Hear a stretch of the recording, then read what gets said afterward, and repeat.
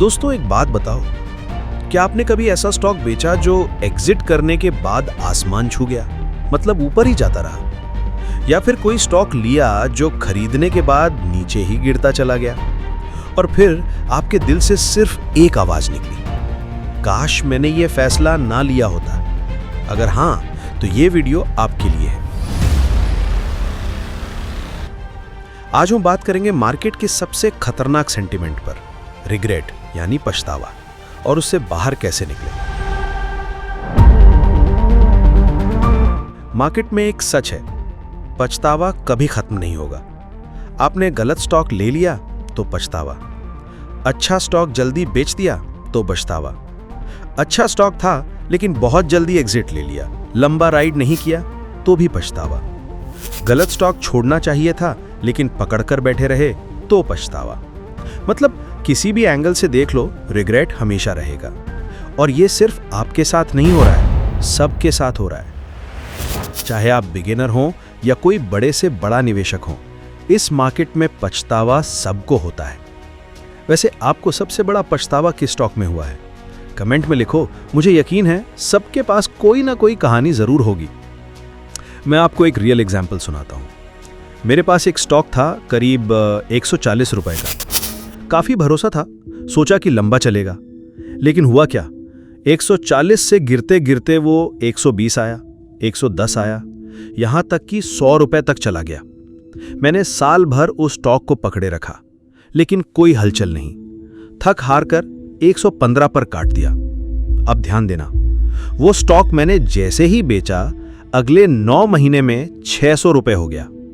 Fire. सोच सकते हो, अंदर से आग सी लगी रहती थी, या इतने दिन मैंने संभाला और जब छोड़ा तभी रॉकेट हो गया।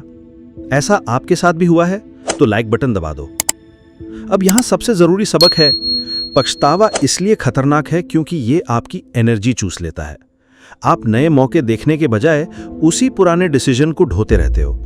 लेकिन ऐसा क्यों होता है? क्योंकि हमारा दिमाग लॉस को गेन से ज्यादा बड़ा मानता है। इसे कहते हैं लॉस अवर्जन बायस।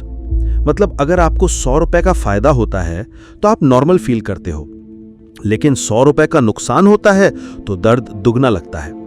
यही कारण है कि रिग्रेट हमें अंदर से हिलाता है। हमेशा यही ख्याल आता है, काश थोड़ी देर और रुक जाता, या काश मैं इतनी जल्दी एंटर ना करता। और यही रिग्रेट धीरे धीरे बदल जाता है फोमो में, यानी फियर ऑफ मिसिंग आउट में। आप सोचते हो कि ये मौका छूट गया, अगला मिस नहीं करना चाहिए, और इसी चक्कर में अगली बार बिना सोचे समझे किसी भी ट्रेड में कूद पड़ते हो। नतीजा, वही चक्र फिर से रिपीट होता है। रिग्रेट, फोमो, रॉन्ग डिसीजन और फिर से रिग्रेट। लास्ट टाइम आपको फोमो वाली फीलिंग कौन से स्टॉक में आई थी, कमेंट में बताना। तो फिर सोल्यूशन क्या है? सिंपल, उस दिन का फैसला उस दिन की जानकारी से लो। मतलब अगर आपने किसी आवेग में, किसी दोस्त की बात सुनकर, किसी खबर में आकर निर्णय लिया, तो हाँ, वो पछतावे वाला हो सकता है। लेकिन अगर आपने तर्कसंगत तरीके से डेटा देखकर सोच समझकर निर्णय लिया, तो उस दिन के हिसाब से वो सही था। बाद में नतीजा बदल गया तो वो आपकी गलती नहीं है। अब सवाल आता है, इसे हैंडल कैसे करें? यहां कुछ छोटे छोटे टूल्स काम आते हैं। 1. ट्रेडिंग जर्नल बनाओ। हर डिसीजन लिखो, क्यों खरीदा, क्यों बेचा। बाद में क्लैरिटी रहेगी कि आपने इंपल्स में ट्रेड किया या रीजन के साथ। 2. माइंडसेट शिफ्ट करो। हर स्टॉक आपके लिए नहीं है। मार्केट इनफाइनाइट है, अपॉर्चुनिटीज इनफाइनाइट हैं। एक ट्रेन जाती है तो दूसरी आती है। 3. Rule of detachment. किसी भी स्टॉक से इमोशनली जुड़ो मत। यह सिर्फ नंबर्स और प्रोबेबिलिटीज का खेल है, और यह सिर्फ इन्वेस्टिंग में नहीं, जिंदगी में भी काम करता है। हमारी जिंदगी में भी कितने फैसले ऐसे होते हैं जो बाद में गलत लगते हैं, लेकिन उस वक्त हमने पूरी समझदारी से लिए थे। तो फिर बार बार पछताने की जरूरत नहीं। तो दोस्तों याद रखो, फॉरगेट रिग्रेट।